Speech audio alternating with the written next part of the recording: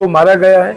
मेरे को इतनी विनती है प्रशासन से और आप लोगों से सबसे कि मेरी बच्ची को न्याय मिले। मैं विनीता का मामा होता हूँ। मेरा मीडिया के लोगों से, पुणे पुलिस से और लोकल पुलिस से ही निवेदन है कि बेटी को मारा गया है। हमने उनको फोटो देखे हैं, हमें कोई शक नहीं कि उसका, हमें पूरा विश्वास है कि उसकी हत्या की गई है। जय जिनेंद्र। मित्रों, राजस्थान के उदयपुर की रहने वाली विनीता जैन के साथ पुणे में क्या हुआ था? क्यों विनीता का यह परिवार अपनी बेटी विनीता जैन और उसकी 11 महीने की बेटी सीरत जैन की दुखद मृत्यु के बाद हाथ जोड़कर कानून से न्याय की मांग कर रहे हैं? मित्रों, क्या है यह पूरी घटना? जानने हेतु वीडियो पूरा देखकर कमेंट्स में विनीता जैन को न्याय मिले यह जरूर लिखें। प्राप्त जानकारी के अनुसार 2017 में उदयपुर की विनीता जैन की शादी उदयपुर के ही सेक्टर 11 निवासी हिमांशु जैन के साथ धूमधाम से हुई थी। शादी के बाद दोनों पति पत्नी महाराष्ट्र के पुणे में नौकरी कर रहे थे। हिमांशु पुणे में आईटी कंपनी में नौकरी करता था। दोनों की जिंदगी अच्छी चल रही थी। 11 फरवरी 2023 को विनीता ने एक बेटी को जन्म दिया। बेटी का नाम सीरत जैन रखा गया। धीरे धीरे विनीता को पता चलता है कि हिमांशु का किसी डांस ग्रुप की लड़की दीक्षा से पिछले कई वर्षों से अवैध संबंध है। जब विनीता इस बात का विरोध करती है तो हिमांशु विनीता के साथ मारपीट करता है। दीक्षा नाम की इस लड़की से हिमांशु के अवैध संबंध होने के कारण दोनों पति पत्नी में रोज झगड़े होने लगे। इसी बीच एक दिन हिमांशु और विनीता की 11 महीने की छोटी सी बेटी सीरत जैन बेड अर्थात चारपाई से नीचे गिर गई, जिससे उसके सिर में गंभीर चोट आई और उसकी मृत्यु हो गई। बेटी की मृत्यु और पति के दूसरी महिला के साथ अवैध संबंध से विनीता जैन टूट गई। वह अपने पिता के घर उदयपुर में आकर रहने लगी। कुछ दिनों बाद दोनों परिवारों ने मध्यस्थता करके हिमांशु को समझाया। इस बार हिमांशु ने परिवार और विनीता को आश्वस्त करते हुए कहा कि अब वह दीक्षा से कोई संबंध नहीं रखेगा। हिमांशु के बुलाने पर विनीता पुणे चली गई। पुणे जाने के बाद विनीता प्रतिदिन अपने माता पिता से वीडियो कॉल पर बात करती थी। 25 फरवरी को उदयपुर में रह रहे परिजनों को सवेरे 9 बजे सूचना मिलती है कि विनीता ने घर में आत्महत्या कर ली है और उसके पास एक सुसाइड नोट भी मिला है। जब परिजन पुलिस के साथ घटनास्थल पर जाते हैं तो उन्हें कई चौंकाने वाले तथ्य दिखाई देते हैं, जो यह इशारा कर रहे थे कि विनीता ने आत्महत्या नहीं की है, बल्कि विनीता को उसके पति ने ही मारा है।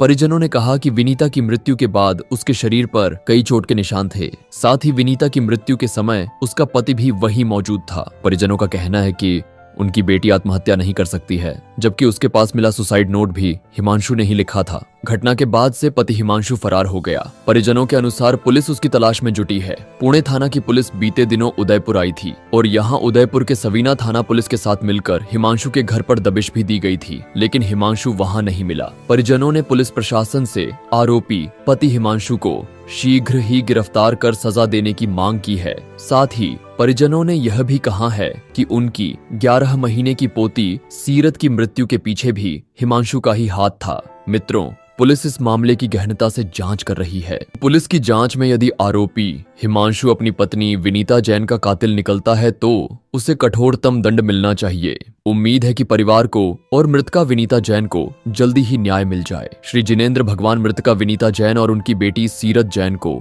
सद्गति प्रदान करें। ओम शांति। सूचना मेरे को किसी थर्ड पार्टी से मिली कि तेरी बच्ची ने ये हो गया है, तो हम पुणे गए और पुणे में हमको ये पाया गया और उसको मारा गया है। मेरे को इतनी विनती है प्रशासन से और आप लोगों से सबसे कि मेरी बच्ची को न्याय मिले। हिमांशु से कोई बात हुई इस बारे में? नहीं, कभी कोई बात नहीं हुई।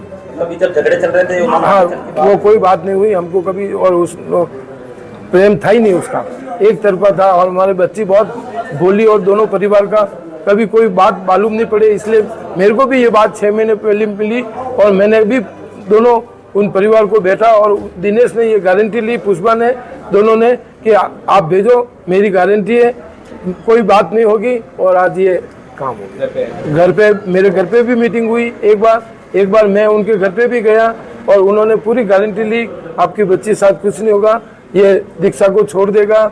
और मैंने वापस भेजी और ये घटना होगी। क्या शादी के समय आपको पता था कि आप इस संबंध में कि उन्होंने कुछ उसका रिलेटिव चल रहा है? नहीं, हमको हमको कोई मालूम नहीं था। हमको तो ये 6 महीने पहले मालूम पड़ा।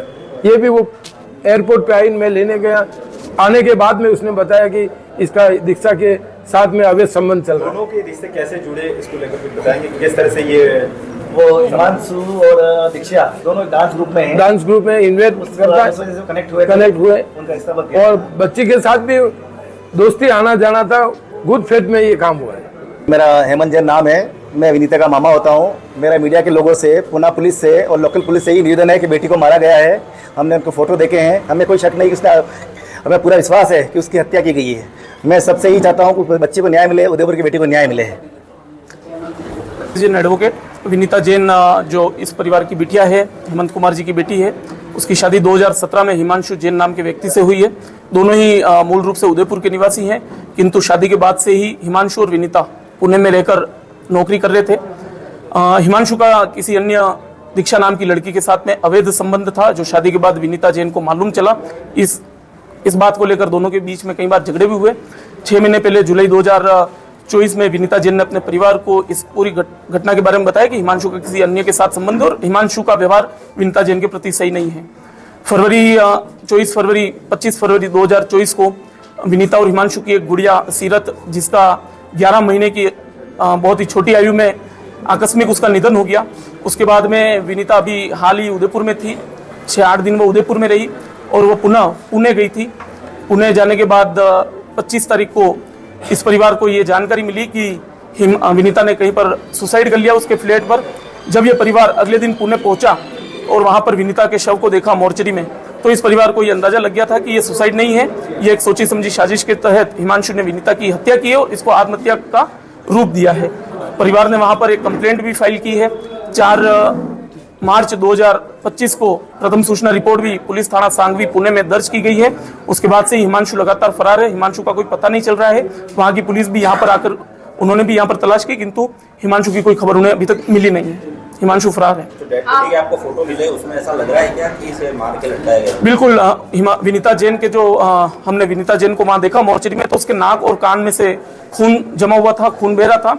उसके बाद में उसके शरीर पर 2-3 जगह गहरे नीले रंग के निशान थे, जो कहीं ना कहीं संभवतः मारपीट के कारण, लड़ाई झगड़े के कारण उसके पैर, दोनों ही पैर मुड़े हुए थे और कुर्सी को टच कर रहे थे। इसीलिए ये किसी भी प्रकार से आत्महत्या नहीं लग रही है। ये हत्या करने के बाद उसको जैसे तैसे प्रयास करके पंखे से लटकाया गया और उसको आत्महत्या का रूप दिया है। हिमांशु के परिवार से आपकी कोई बात हुई क्या? वो इस बारे में कुछ बात कर रहे हैं क्या?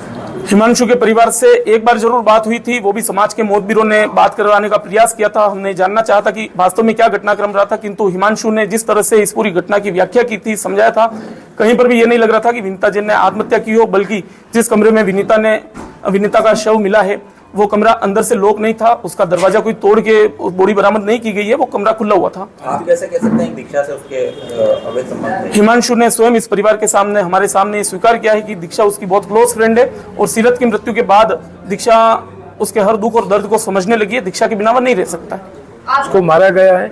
मेरे को इतनी विनती है प्रशासन से और आप लोगों से सबसे कि मेरी बच्ची को न्याय मिले।